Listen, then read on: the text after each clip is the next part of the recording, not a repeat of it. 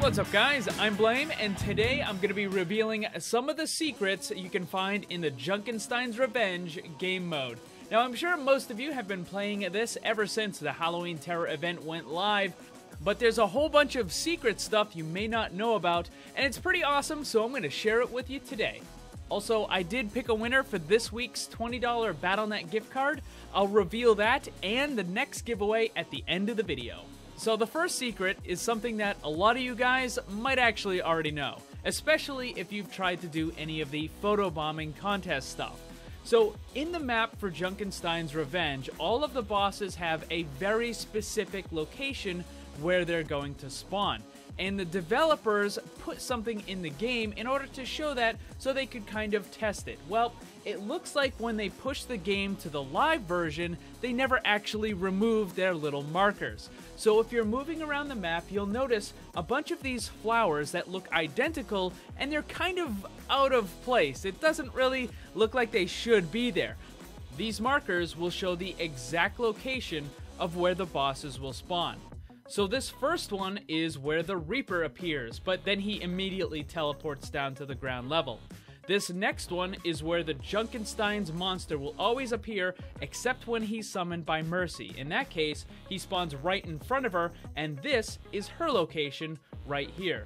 The next one is going to be Junkenstein himself, and as you can see, that looks very out of place, that little flower just kind of sitting there by itself. And then this one is the brand new boss, the summoner, Symmetra.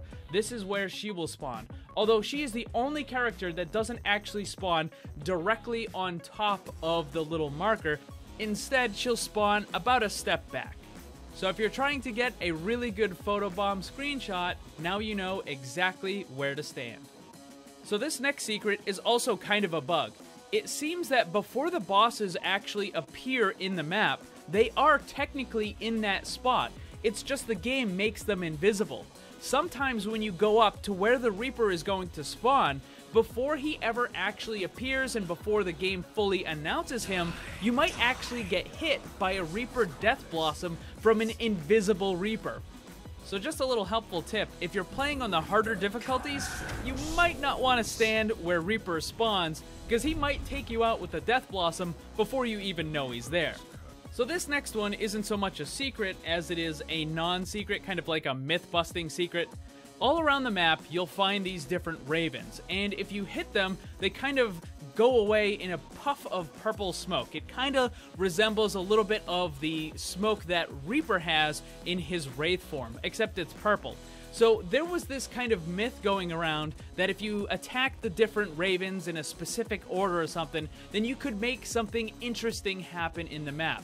Maybe you get like supercharged, or maybe the Reaper would be invincible, or maybe the Reaper just wouldn't spawn at all. All of this actually started last year when the Junkenstein's Revenge game mode first came around, and it's still kind of carried forward with this year as well.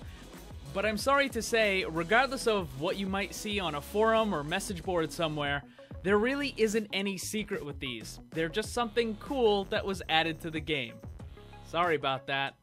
However, this next secret is definitely very real, and it has to do with the Spectator Mode in Junkenstein's Revenge. So you can get a really cool look at the map when you're in Spectator. Now, in order to do this, you have to have a friend that's currently in a game and you can spectate them, or you can simply choose to spectate a game that's already been created on the server browser. Now, once you're in the map, you can fly around and you have a much better view of pretty much everything. But you're still going to be confined and boxed in by all of these invisible walls. However, there is one spot where you can basically just walk out of the map. So if you start at the place where all of the heroes spawn, if you look to the left, you'll see this wooden door with a wheel lying up against it. Now, if you're in Spectator Mode, you can simply fly right through that door. And once you fly through it, you then have complete free reign of the entire map.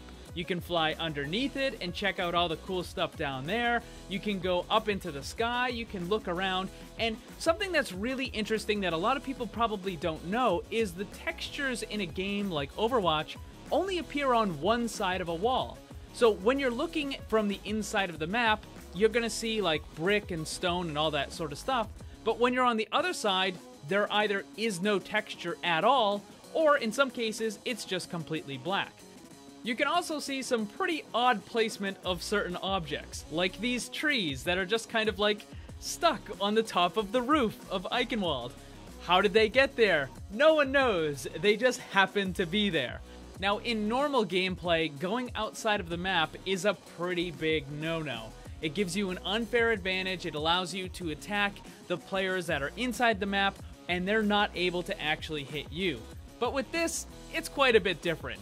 You're just a disembodied, floating camera. You can't actually hurt or help anyone. All you can do is just kind of look around. And it's pretty cool. When you fly around the map, you'll be able to see how everything is kind of put together. And the fact that a lot of stuff doesn't actually look like it should, because you only see from a very specific perspective when you're inside the map. And because of that, a lot of the other stuff, like the ground, doesn't have to be put there.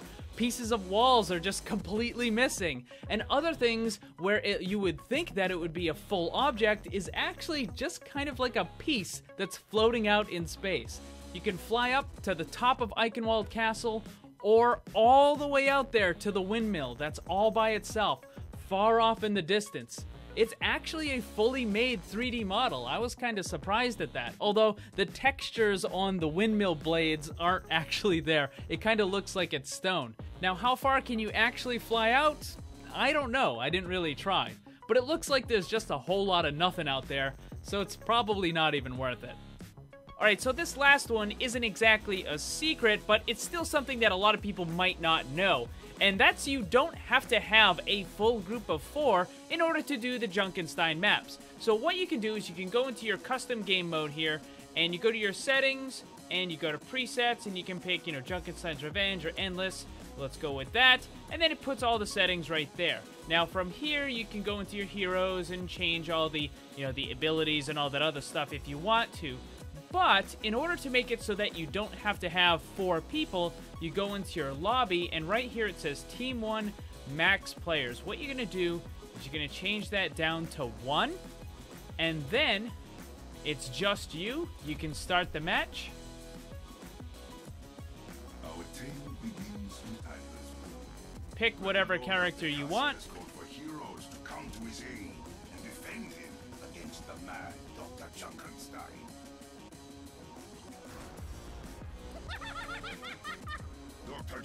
And then you can play the Junkenstein's Revenge all by yourself. And you can mess around with the settings. You can crank up the difficulty. You can give yourself like 500% damage and all this other stuff. You can change the gravity settings. I mean, there's a tons of different things that you can do. So feel free to mess around. And now the winner of last week's giveaway is Malaf. Congratulations. Please send me a message here on YouTube within the next 7 days so you can get your code. Next week, we're going to be doing a $20 Steam gift card giveaway. If you want to get in on that, all you have to do is be a subscriber, hit that notification bell, and then leave a comment down below. But that's going to be it for today, guys. Don't forget to check out my Discord server and follow me on Twitter, Instagram, all that stuff. The links are down below. Thanks for watching. Remember, always blame the controller because it's never your fault. Also, special thanks to all my Patreon supporters for helping to make this all possible. If you'd like to see what kind of cool rewards you can get for supporting the channel, check the links on screen and down below.